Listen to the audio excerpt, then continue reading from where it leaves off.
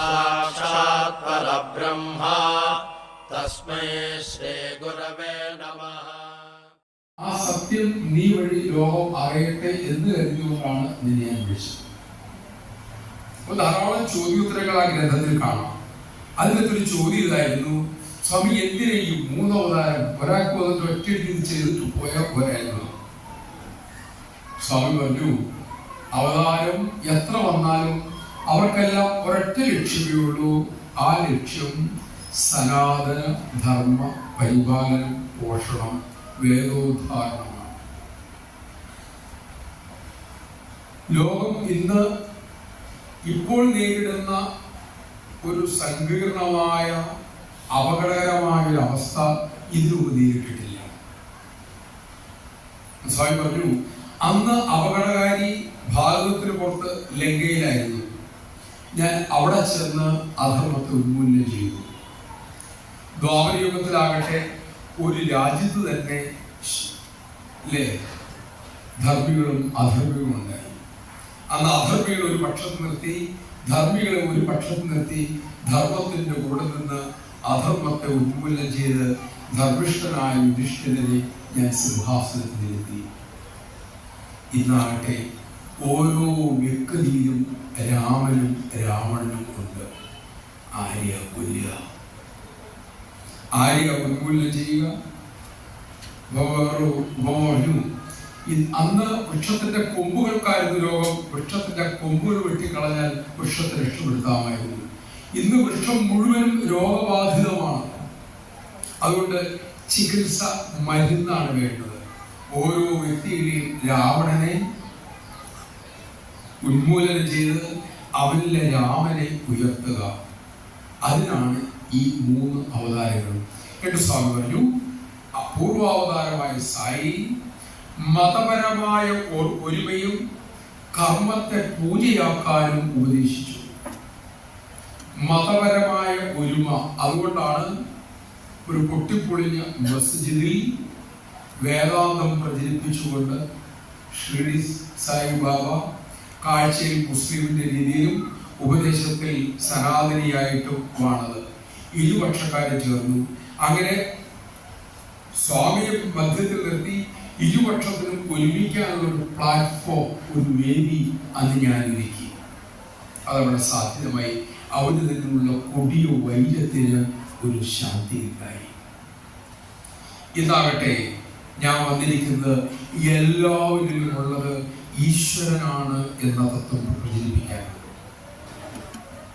ധാരാളം നമുക്ക് കേൾക്കാം അല്ലേ? പട്ടൊക്കെ കേൾക്കാനില്ലാത്ത വാക്കുകളായിരുന്നു. അത് അറിഞ്ഞിട്ട് പറയുകയോ അറിയാത്ത പറയട്ടെ, എന്തൊക്കെയാണ് നമുക്ക് അറിയാവുന്ന ഒരു വാക്കുണ്ട്, നമ്മുടെ ഉള്ളിലാണ് ഈശ്വരൻ, നമ്മുടെ ഉള്ളിലാണ് ഈശ്വരൻ. ആ ഈശ്വരനെ കണ്ടെത്തേണ്ടത്. എല്ലാവരും ദിവ്യമാണ്, എല്ലാത്തിലും ദിവ്യതയുണ്ട് എന്ന ആ ആശയം മാനവരാശി 169 രാജ്യങ്ങളിലാണ് ഈ പ്രവർത്തനം നടക്കുന്നത് എന്ന് ആലോചിച്ചോളാം. എത്ര വലിയ വൈപുല്യമാണ്. ആഫ്രിക്കൻ സർക്കാരിനെ നിയന്ത്രിക്കുന്ന വിധത്തിൽ അവിടുത്തെ സത്യസായി സ്കൂൾ മാറിയെങ്കിൽ വിക്ടർ കാനു അന്ന് ഇംഗ്ലണ്ടിൽ അംബാസഡറാണ്. സ്വാമി കണ്ടു, പരിചയപ്പെട്ടു. സ്വാമി ജോലി റിസൈൻ ചെയ്ത് അംബാസഡറോട് അവരുടെ ഇംഗ്ലണ്ടിലെ ആ ജോലി രാജിവെച്ച് നീ ആഫ്രിക്കയിൽ ജന്മനാട്ടിൽ ചെല്ലുക, അവിടെ ഒരു സ്കൂൾ ഉണ്ടാക്കുക. സ്വാമി പൈസ ഉള്ളൊക്കെ വിൽക്കുക. മേഴ്സിംഗ് ഫണ്ട് അങ്ങനെയൊക്കെ ഉണ്ട്. അതും ഇംഗ്ലണ്ട് അദ്ദേഹം കഷ്ടപ്പെട്ട് സമ്പാദിച്ച ഫ്ലാറ്റുകളും എല്ലാം വിറ്റിയ ധനമായിട്ടാണ് ദൈവം ആഫ്രിക്കയിൽ സ്കൂളൊക്കെ, സ്ഥലം ആഫ്രിക്കയാണ്, സ്കൂളൊക്കെ പഠിക്കും. പിള്ളേരെ പഠിക്കുന്നുണ്ടായില്ല. ഭോഗം കൊണ്ടുവന്ന് ഈ പുതിയ കുട്ടികളെ നോക്കണ്ട.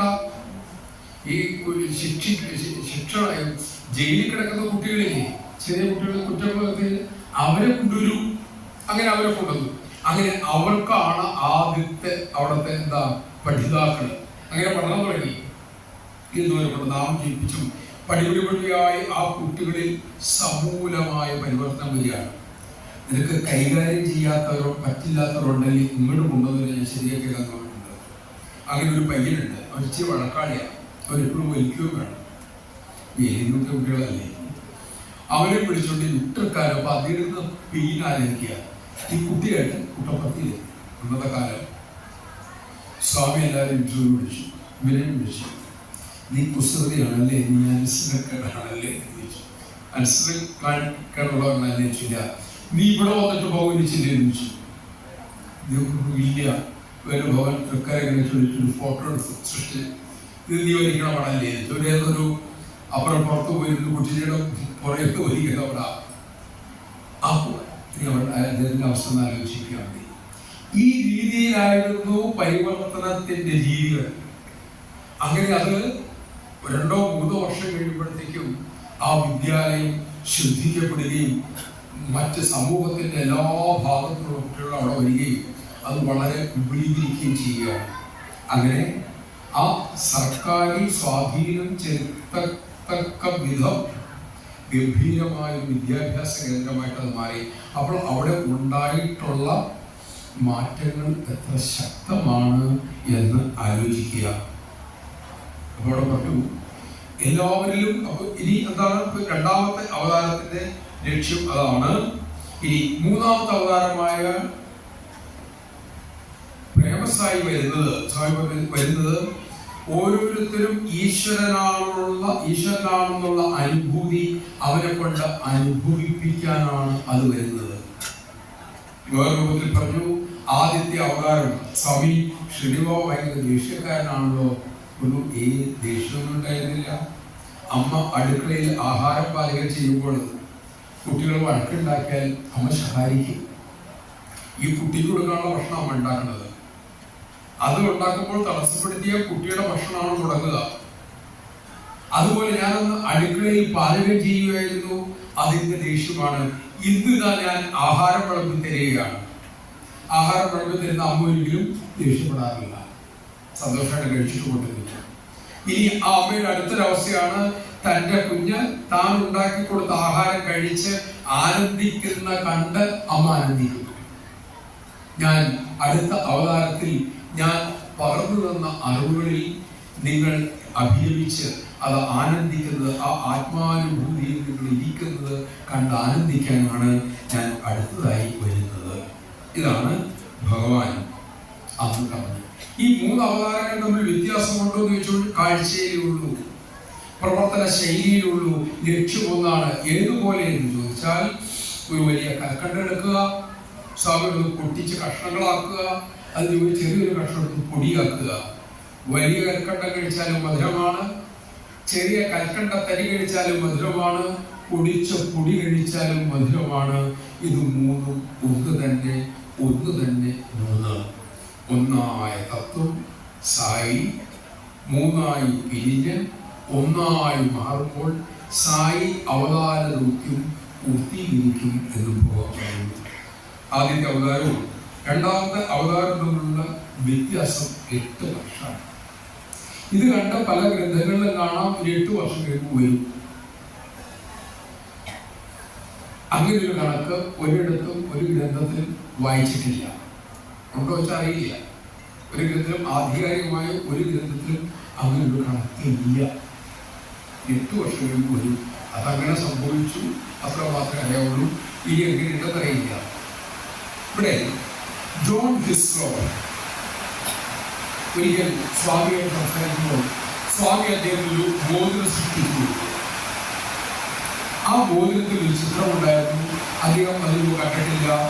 ചോദിച്ചു, സ്വാമി ഈ ചിത്രം ആരുടേതാണ്? സ്വാമി ഒരു വരാൻ പോകുന്ന പ്രേമസായുടെ രൂപമാണിത്, ലോകം ആദ്യമായിട്ടാണ് ഇത് കാണുകയും ചെയ്യുന്നത്. അങ്ങനെയാണ് ആദ്യത്തെ ആ ചിത്രം വരുന്നത്. അത് 1/3 കാണത്തക്ക വിധമാണ് ആ മോതിരത്തിൽ ആ ചിത്രമുള്ളത്. ഇങ്ങനെ ഇത്രയും ഭാഗം ഇത് സ്വല്പം ചെരിഞ്ഞിരിക്കുന്നത്. ആ മൂക്ക് മോതിരത്തിന്റെ എഡ്ജിൽ കൂട്ടുന്ന പോലെയാണ്. അതിൻ്റെ അദ്ദേഹം പറയുന്നു, തലമുടി ഇങ്ങനെ നീണ്ട് താടിയായിട്ട് ചേർന്ന് തോളിൽ ലയിച്ചു കിടക്കുന്നു. മീശയും താടിയുമായി ചേർന്ന് ലയിച്ചു കിടക്കുന്നു. അപ്പൊ താടി മീശയും വളർന്ന മുടിയുമുള്ള ഒരു ചിത്രമാണ് ആ മോതിരത്തിൽ ഉണ്ടായിരുന്നത്. എഴുതിയിട്ടുണ്ട്, അതിനൊരു പടമുണ്ട്. ആ പടം അതിൻ്റെ ആണോ അറിയില്ല. അങ്ങനെ പറയാൻ കാരണം മീശയില്ലാത്ത പ്രേമസായുടെ പടം കണ്ടിട്ടുണ്ട്. ഏതാ ശരി ഏതാ തെറ്റ്. പക്ഷെ അദ്ദേഹം വാക്കുകൊണ്ട് വിവരിച്ച ചിത്രം ഇങ്ങനെയാണ്. അത് തെറ്റുപറ്റാൻ സാധ്യതയില്ല. അതുകൊണ്ടാണ് അങ്ങനെ പറയുന്നത്. അപ്പൊ ഇതിനകത്ത് ഇതാണ് വരാൻ പോകുന്ന എൻ്റെ അന്നത്തെ ചിത്രം.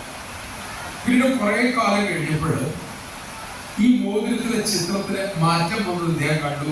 അതിനുശേഷം അദ്ദേഹം മോതിരം ഉപയോഗിച്ചിട്ടുള്ള പൂജാമുറി വയ്ക്കുകയാണ്. അപ്പോഴത്തേക്ക് ആ മോതിരം ഇങ്ങനെ ഇരുന്ന മുഖം ആ മോതിരം നേരെ കാണുന്ന വിധത്തിലായിട്ടുണ്ട്. ആണ് ചിത്രത്തെ പറ്റിയുള്ളത്. പിന്നീട് കാണുന്നത് ഒരിക്കൽ സ്വാമി വരാതിരിക്കുന്നു, വരാതിരിക്കുന്ന ഭക്തന്മാർക്ക് സ്വാമി കയ്യിലിങ്ങനെ കപ്പലിൻ്റെ കാഷിലിട്ട് അതിങ്ങനെ കൈ ഇങ്ങനെ തെറ്റിച്ച് ഇട്ട് കൊടുക്കുക, ദൂരേക്ക് ഇട്ട് കൊടുക്കുക. അത് കൃത്യമായിട്ട് ഓരോരുത്തരും വഴി തന്നെ വീഴുന്നത്. നമുക്കറിയാം സ്വാമി ആരെയും ഉദ്ദേശിച്ച സാധനത്തിൽ കൃത്യ അയാളുടെ കയ്യിൽ തന്നെ വീഴും. കണ്ടിട്ടുള്ള നമുക്കറിയാലോ. അങ്ങനെ ഇട്ടിട്ട് പ്രൊഫസർ ജി വെങ്കിട്ടരാമൻ ഭാരത സർക്കാരിന്റെ ഊർജ തന്ത്രശാസ്ത്ര ശാഖയിലെ ഉപദേഷ്ടാക്കളിൽ ഒരാളാണ്. അത് ജോലിയിൽ വിരമിച്ചതിന് ശേഷം കുടപ്പള്ളിയിൽ ഈ പബ്ലിക്കേഷൻ്റെയും സ്വാമിയുടെ ലിറ്ററേച്ചറിന്റെ റിസർച്ച് ചെയ്യുകയാണ് അദ്ദേഹം വർക്ക് ചെയ്യുന്നത്. അപ്പൊ അദ്ദേഹം വരാതിരിക്കൊണ്ട് അദ്ദേഹം സ്വാമി കപ്പലിന്റെ കാഷിട്ട് തിരിച്ച് അദ്ദേഹത്തിന്റെ വഴിയിൽ കിട്ടുന്നു. സ്വാമിയുടെ മുഖത്ത് വരുന്ന അദ്ദേഹം എടുത്ത് വയലിൽ ഇടാതെ സ്വാമിയുടെ കഴിക്കുന്നതിന് പോകും നോക്കും എന്ന് പറഞ്ഞു. അവര് നോക്കുമ്പോൾ ഇവിടെ ഇട്ടുകൊടുത്തത് ഈ കാഷിട്ടാണ്. പക്ഷെ അദ്ദേഹത്തിന്റെ കയ്യിൽ വീണപ്പോൾ അതൊരു പതക്കമായി മാറിയിട്ടുണ്ട്. ആ പതക്കത്തിൽ ഒരു ലോക്കറ്റ് വരും, മാലയുടെ ലോക്കറ്റ് വരും. അതിൽ 3 കളകളുണ്ട്. ഒന്നാമത്തെ കളത്തിൽ ഷിർഡി ബാബയുടെ കളം, രണ്ടാമത്തെ കളത്തിൽ സത്യസായി ബാബയുടെ ചിത്രം, മൂന്നാമത്തെ കളം ബ്ലാങ്കാണ്. അവര് സ്വാമി എടുത്തു, സ്വാമി ഇദ്ദേഹത്തെ ആളില്ല, ഇത് ആർക്കുള്ളതാണ്? അത് പ്രേമസായി ഒരു കുട്ടി കെട്ടുള്ളതാണ്. ഇത് ഇപ്പൊ തന്നെ തരാമോ? വേണ്ട, നിങ്ങൾ എല്ലാവരും കൂടി അതിന്റെ പുറം ഇവിടെ ഞാൻ ഒറ്റയ്ക്കാവും. അവിടെ ഇപ്പൊ അത് കാണില്ല. ഇതിന്റെ സ്വാമി പറഞ്ഞിട്ടുള്ളത് അദ്ദേഹം പ്രഭാഷണത്തിൽ പറഞ്ഞിട്ടുണ്ട്. അതുകൊണ്ട് അത് നമ്മൾ ശ്രദ്ധിക്കുക. ഒരിക്കലും ഭഗവാൻ എത്തുമ്പോൾ സ്വാമിയുടെ ഭയങ്കര സർക്കാരിനെ ഉപയോഗിച്ചായിരിക്കും. ഒരാൾ ചോദിച്ചു, സ്വാമി എന്താ വയറ്റിൽ സ്വാമി എന്താ കഴിച്ചത്? ഞാൻ പ്രേമസായി ഗർഭം ധരിച്ചിരിക്കുകയാണ് എന്നൊരു വാക്ക് ഭഗവാൻ നേരം പറഞ്ഞിട്ടുണ്ട്. ഇതൊക്കെയാണ് എനിക്ക് കിട്ടിയിട്ടുള്ള പ്രേമസായിയെ കുറിച്ചുള്ള അറിവുകൾ. പിന്നീട് പ്രേമസ്വരൂപൻ എന്ന ഗ്രന്ഥം കസ്തൂരിയുടെ പരാമർശിച്ചിട്ടുണ്ട്. ആ ഗ്രന്ഥത്തിൽ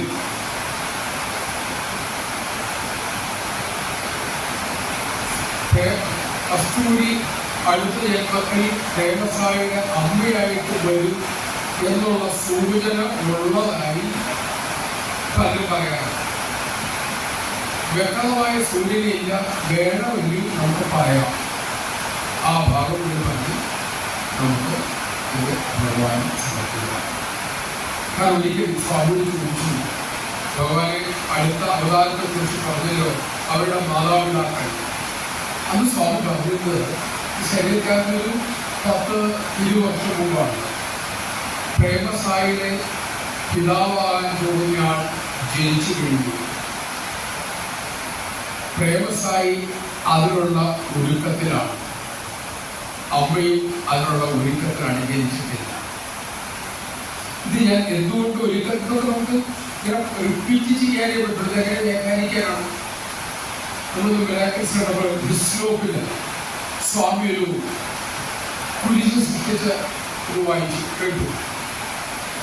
ആ ബന്ദിപ്പൂർ മരത്തിൽ വെച്ച് 2 ഉണങ്ങിയ 2 പുൽനാമ്പുകൾ ഇങ്ങനെ ചേർത്ത് വെച്ചിട്ട് കൈ വെച്ച് 2-3 പ്രാവശ്യം ഊരിയിട്ടാണ് ഭഗവാൻ കൊടുക്കുന്നത്. കുറെ നേരം ഭഗവാന്റെ കയ്യിലിരുന്നു. ഇത് കൊടുത്തു പറഞ്ഞത് വെള്ളി രൂപത്തിലാണ് കൃഷ്ണന്റെ രൂപം. സ്വാമി പറഞ്ഞു, ആ കടി ക്രിസ്തുവിനെ തളച്ച അതേ